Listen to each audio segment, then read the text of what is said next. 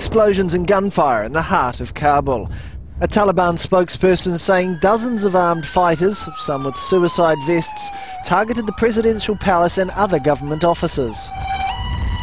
Several buildings were set ablaze. At the nearby Serena Hotel, guests were forced into the basement as security forces exchanged fire with the attackers. Suicide bomber driving a car came towards the foreign ministry, and it was the Afghan security forces tried to stop it, but instead it hit one of the incomplete shopping center, and thick smoke is coming out of that area. So the situation is really chaotic in the area, and it seems that the militants are also in other parts of the Kabul city, and they're trying to expand the area where they're attacking from.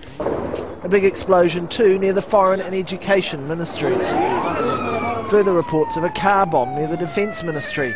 At least one bomb believed to have been placed inside a stolen armoured vehicle. Using some armoured vehicles that were stolen last week from some government departments. 6 or 7 of those vehicles were stolen last week, and now I heard that at least one of those vehicles was utilized by one of these people. They were driving in the wrong direction towards the southwestern side of the presidential palace, and as they were being shot at, they were still moving. Officials say one group of fighters entered a supermarket after throwing grenades inside. NATO forces working with Afghan troops sealed off the area, but were not immediately able to stop the attackers.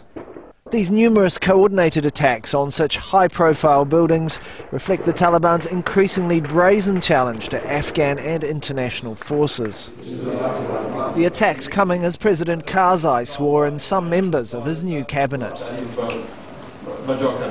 As we took the oath ceremony, there were terrorist attacks still ongoing near the presidential palace.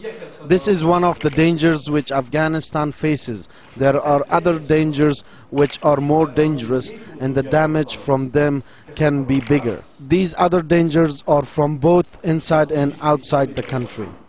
The US's top diplomat to the region gave this response to the attacks. It's not surprising that the Taliban do this sort of thing.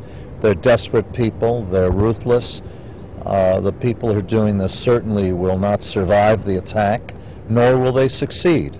As casualty figures grow, there are fears further attacks may be planned, leading some to ask if Afghanistan cannot prevent such an attack in its most secure district, how can it hope to bring security to the country as a whole?